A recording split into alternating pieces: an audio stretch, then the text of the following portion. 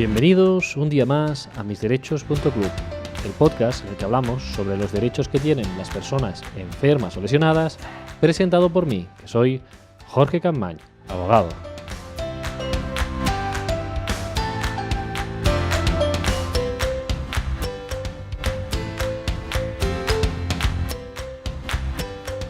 Muy buenos días a todos y feliz miércoles 10 de abril de 2019.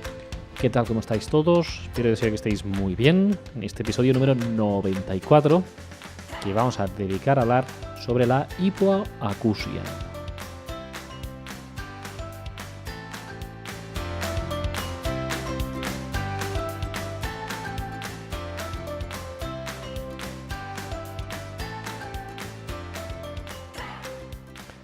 Bien, muchísimas gracias por estar aquí un miércoles más con nosotros. En este caso, hoy vamos a hablar, como os decía, sobre esta enfermedad de la hipoacusia, pero antes de empezar a hablar sobre la hipoacusia, os quiero pedir, como siempre, pues que os suscribáis a nuestra lista de correos. Ya sabéis, podéis entrar en nuestra página web, en misderechos.club, y ahí tendréis un cajetín de suscripción en el que podéis dejar vuestro nombre y vuestro correo electrónico, y de forma totalmente gratuita podréis recibir las novedades que vamos publicando en este podcast. Igualmente ya sabéis que podéis seguirnos en la página web de Facebook, que es misderechos.club. Hay más de 470 seguidores ahí. Y también que tenemos un grupo privado, en Facebook también, grupo misderechos.club, que requiere invitación y donde encontraréis a más de 300 personas compartiendo sus circunstancias en relación a la reclamación de sus derechos en lo que tiene que ver con la salud o esas reclamaciones que se pueden hacer, que sean laborales o de negligencias, etc. Todas las reclamaciones que se pueden hacer. Y también os podéis seguir, y lo sabéis, en el canal de YouTube de misderechos.club. Es el canal de YouTube, buscáis Mis Derechos y ahí encontraréis el canal de ya más de 280 suscriptores. Y además, como siempre, podéis seguirnos, ya sabéis, en iVoox, en la plataforma de iVoox, donde somos más de 450 personas ya. Y también nos podéis seguir en la plataforma de iTunes. Y ahora, si os parece ya, vamos a empezar a hablar sobre la hipoacusia.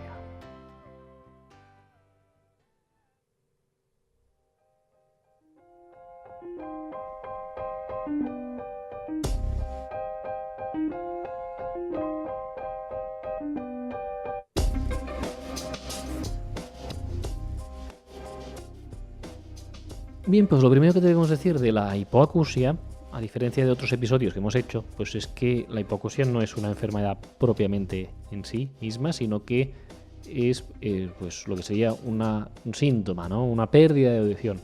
Esta hipoacusia, esta pérdida de audición puede ser provocada por muchas enfermedades o lesiones distintas que iremos apuntando hoy y que vamos a conocer un poco también. En este sentido, hipoacusia, pues esta etimología de la palabra que decir hipo, menos, y acusia, esa audición, ¿no? Pues menos audición. Es decir, que es la incapacidad, ya sea total o parcial, de escuchar sonidos, ya sea en uno o los dos oídos. Por lo tanto, insisto que no es tanto una enfermedad, sino una consecuencia de padecer algunas enfermedades que provocan esta hipoacusia. Dicho esto, ¿cuáles son los síntomas que se pueden acompañar a esta hipoacusia? Pues bien, básicamente es que ciertos sonidos parecen demasiado fuertes en un oído. También puede haber esa dificultad en seguir una conversación, es decir, que te cueste escuchar una conversación y entenderla. Puede haber dificultad para escuchar cuando estás en un ambiente de mucho ruido, ¿no? Entonces no escuchas a otra persona. O la diferenciación entre algunos tipos de sonidos. Y además, puede ser que voces que suenan entre dientes o mal articuladas no se escuchen bien. Entonces, en relación a la hipoacusia, hemos de tener en cuenta que hay varios tipos, varias causas que podrían existir en ese sentido, y nos vamos a centrar sobre todo en las tres causas que se suele diferenciar, que son la hipoacusia conductiva, la hipoacusia neurosensorial y la hipoacusia mixta. ¿Qué es la hipoacusia conductiva? Pues bien, la hipoacusia conductiva es un problema mecánico en el oído externo o medio de la parte del oído, ¿no? Y esto suele ser provocada por otitis en la parte media, tumores benignos como coleosteatomas, cuando hay una perforación del tímpano, algún tipo de traumatismo o malformación, puede provocar esta hipoacusia que es conductiva.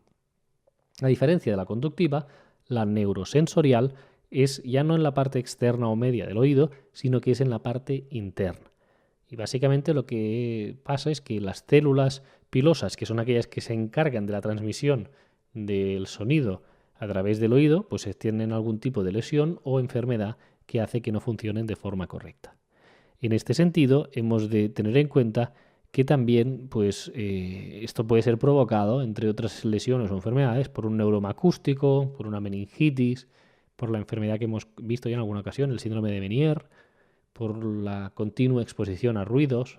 Trabajadores que están expuestos a ruidos pues pueden tener en este sentido pues, hipoacusia. Bien, en este caso luego también tenemos otro tipo de hipoacusia, que es la hipoacusia mixta. Es decir, que se tiene algún tipo de lesión o enfermedad, no solo en la parte interna del oído, como el neurosensorial que hemos dicho, sino que también se puede tener algún tipo de lesión o enfermedad en la parte externa o media del oído, que es la pues, hipoacusia conductiva. Entonces, en estos dos casos se puede tener, en este caso, pues la hipoacusia mixta, que es llamada así por las especialidades médicas. Entonces, vamos a tener en cuenta lo siguiente. Esto hemos hablado un poco de las causas y ahora lo que me gustaría hablar con vosotros también es de cuáles son los tratamientos posibles para este tipo de hipoacusia y el diagnóstico. ¿Cómo se lleva el diagnóstico? Pues bien, vamos a hablar de diagnóstico y tratamiento y para empezar con el diagnóstico, pues lo normal es que la persona cuando ya sea por ella misma o porque a lo mejor algún familiar le dice, oye, es que no estás escuchando o tienes que preguntar varias veces, etcétera, pues acude al médico de familia y se dedica, en ese caso, a derivarlo a un otorrino, ¿no? Habitualmente. Entonces, el otorrino, la primera prueba que se suele practicar es una audiometría. Seguramente algunos de vosotros os habrán hecho esta prueba. Normalmente en servicios de vigilancia de salud en la empresa, pues esto es una de las pruebas típicas que se suelen hacer, que lo que hacen es, pues te meten en una caja y te van haciendo una serie de sonidos y te dicen que pulses un botón cuando vas escuchando una serie de sonidos. Pues bien, esta es la primera prueba que se suele utilizar en estos campos, ¿vale? Hemos de tener en cuenta que en estos casos también existen otras pruebas. No es la audiometría la única, sí que es la más común, pero existen otras pruebas como puede ser una serie de tags craneales o resonancias magnéticas craneales para ver si hay algún tipo de lesión en los oídos. Es decir, pruebas ya de imagen que puedan ayudar a detectar alguna anomalía en el oído, ya sea en la parte externa o interna. Y después también hay, pues en ese sentido, pues timpanometrías, es decir, otras pruebas más específicas que pueden usar los otorrinos para ayudar a un mejor diagnóstico y por consiguiente un mejor tratamiento médico. ¿Cuáles son los tratamientos?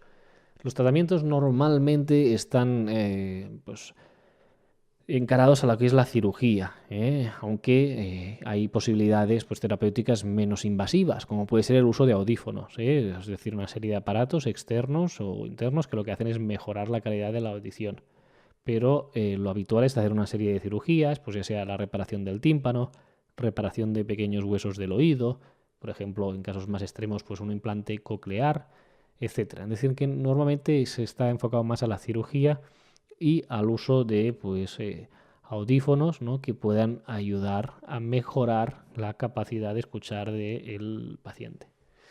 Vamos a ir ya a la parte más interesante, que es la que siempre os explico un poco más en ese sentido, que son los derechos que puede pues, utilizar o que puede reclamar una persona que tenga esta pérdida de audición. Lo que más me toca de cerca es la incapacidad permanente, ya lo sabéis, mi despacho se dedica esencialmente a la tramitación de pensiones de incapacidad y en ese sentido, pues, ¿cuáles son los grados que se pueden obtener por una hipoacusia? Pues lo habitual es que por este tipo de grados se pueda obtener una incapacidad permanente total para la profesión habitual, siempre y cuando pues, se tenga en cuenta que la profesión requiera de forma explícita pues, una aptitud auditiva elevada. Por ejemplo, para la conducción, pues gente que está trabajando como teleoperador, profesiones de atención al público continua, es decir, en aquellas profesiones que requieran de un uso pues, intensivo de la audición. En este caso, se suele reconocer a nivel jurisprudencial pues, la incapacidad cuando pues, tenemos un déficit auditivo y que pues, sea de severo a profunda o incluso a deficiencia auditiva total, o lo que se llama la cofosis. Esto viene por un baremo, más o menos, para explicaroslo. Una hipoacusia será severa cuando esté la pérdida entre 71 y 90 decibelios. Será profunda, es decir, un grado aún superior, cuando esté entre 91 y 119 decibelios, y se habla de deficiencia auditiva total, lo que es la cofosis, cuando esa deficiencia es mayor a 120 decibelios, es decir, que no se percibe nada. En ese sentido, pues hemos de tener esta clasificación que se suele hacer y insisto que se suelen reconocer incapacidades permanentes totales para la profesión habitual y además de este déficit es importante también acreditar, como consejo que os puedo dar, que en el informe del otorrino se diga que hay un déficit conversacional. Es decir, que aparte de decirnos que tenemos una hipoacusia pues profunda o severa o una cofosis, nos tendría que hacer constar en ese sentido el otorrino en el informe que hay un déficit conversacional. Es decir, que la persona no es capaz de seguir una conversación ni leyendo los labios tampoco. ¿De acuerdo? Esto es importante que se tenga en cuenta a los efectos de solicitar una incapacidad laboral. La hipoacusia también es una enfermedad profesional. Aquellas personas, como lo hemos dicho, aquellas personas que están en ambientes ruidosos y demás, pues pueden provocar en este sentido pues hipoacusias. Y en este caso, el Real Decreto que regula pues, las enfermedades profesionales, en el epígrafe 2a dice que la hipoacusia o la sordera provocada por el ruido puede causar una incapacidad laboral. Os voy a explicitar pues, cuáles son los trabajos que se especifican en concreto en este Real Decreto. En concreto nos habla trabajos continuos cuyo nivel sonoro diario equivalente sea igual o superior a 80 decibelios A. Y dice especialmente pues aquellos de calderería, estambado y remachado de martillado de metales, telares de lanzadera batiente, martillos y perforadores neumáticos en minas, túneles y galerías subterráneas, tráfico aéreo, pues salas de recreación, discotecas, trabajos de obras públicas en sitios ruidosos, ¿no? Como bulldozers, excavadoras, palas mecánicas, en fin. Hay bastantes, os lo podéis leer, el Real Decreto que regula esto en su anexo, en el 2A, como os decía, lo podéis consultar. En este Real Decreto 1299 del 2006, pues sale esto como enfermedad profesional. Es decir, que si tenéis alguna profesión de las que hemos comentado, podríais tramitar la incapacidad laboral como enfermedad profesional. Y por último, lo que me gustaría tratar es también la discapacidad. Ya sabéis, el grado de discapacidad, que es una materia distinta, que esto no es que dé derecho a una pensión de incapacidad, sino que da derecho al grado de reconocimiento de discapacidad, al porcentaje. 33, el 45, más del 65, etc. En este caso, la hipoacusia está regulada en el capítulo 13 del Real Decreto 1971 del 99 y además de la pérdida de audición, lo que hace es mirar sobre todo si es bilateral o no, cuál es la pérdida de audición, si es de un oído o si es de los dos.